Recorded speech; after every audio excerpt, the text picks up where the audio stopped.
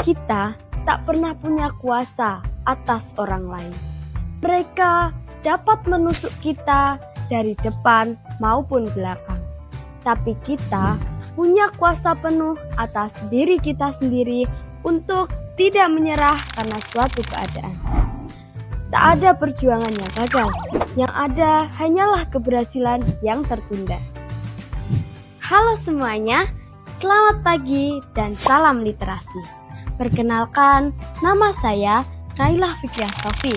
Saya berasal dari MTS Negeri 2 Surakarta, Provinsi Jawa Tengah. Di kesempatan ini, saya akan membagikan resensi tentang tahta, perjuangan, dan pengorbanan di tanah Jogja. Buku yang berjudul Perang Jogja Barat di Pelantaran Sri Mangarti karya Taufik Hakim dikategorikan sebagai buku non-fiksi karya sastra bersejarah yang menceritakan tentang perjuangan bangsa Indonesia di bawah kekuasaan penjajahan Inggris. Hal itu membuat pembaca tergugah untuk mengetahui perjuangan para pahlawan dahulu dari setiap bab yang diceritakan secara berkesinambungan. Melalui narasi sejarah yang hidup, penulis mengisahkan tentang perjuangan seluruh rakyat termasuk prajurit Jogja dalam mempertahankan kemerdekaan dari serangan Inggris di bawah pimpinan Jenderal Raffles. Buku ini menggambarkan tentang perjuangan dan pengorbanan Mangkubumi serta Sultan Sepuh dalam menghadapi perang karena adanya pengkhianatan yang dilakukan oleh saudara dan anaknya yang haus akan kekuasaan. Buku ini dimulai dengan Mangkubumi dan Sultan Sepuh yang diasingkan di dalam benteng Fort Cornwallis dengan penuh kesedihan. Puncak utama ketika Sultan Sepuh harus menghadapi saudaranya sendiri, yaitu Natakusuma dan Natadiningrat, serta anaknya sendiri, yaitu Pangeran Mangkubumi yang biasa disebut dengan Surojo. Mereka diam-diam menjalin hubungan dengan Inggris. Tepat tanggal 20 Juni, Jogja kian memanas saat Serdadu Sepoi yang diketuai Natadiningrat memberondong pasukan Jayaningrat. Cerita dilanjut dengan kerelaan hati Sultan Sepuh yang memberikan kekuasaan kepada anaknya, yakni Surojo. Sementara itu, penderitaan dirasakan oleh Sultan Sepuh dan Mangkubumi yang diasingkan di Penang.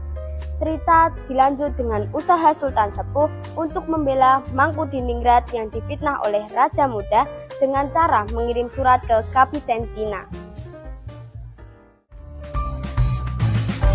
Penulis menggambarkan cerita menggunakan alur maju diselingi dengan kilas balik. Latar cerita tidak hanya digunakan pada satu tempat saja.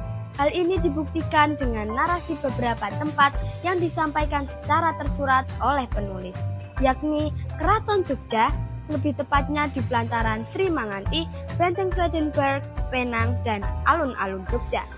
Kemudian, sudut pandang yang digunakan menggunakan sudut pandang orang ketiga.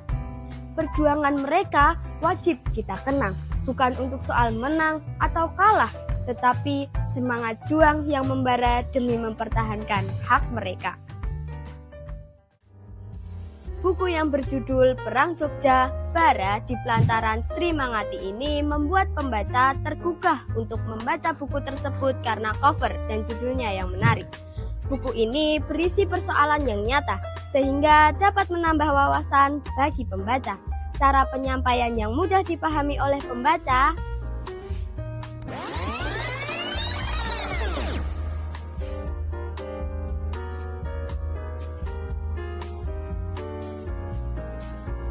dan membuat pembaca mengetahui artinya persatuan, keberanian, dan semangat juang.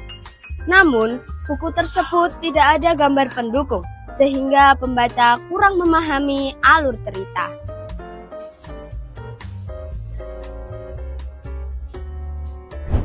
Membaca buku ini memberikan pemahaman kepada saya tentang keberanian para pahlawan yang tak gentar menghadapi musuh dalam memperjuangkan kemerdekaan Indonesia. Persatuan dan kesatuan, semangat kepahlawanan yang tinggi, kerja keras, ketekunan, dan keuletan merupakan suatu kesatuan dalam mencapai puncak kesuksesan. Tidak hanya mengandalkan kekuatan fisik, tetapi juga menggunakan pikiran yang cerdas.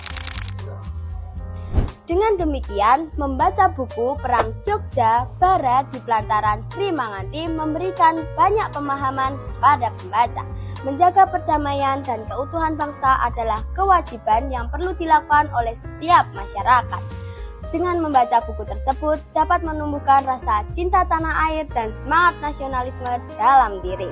Saya Nailah, pamit undur diri dan salam literasi.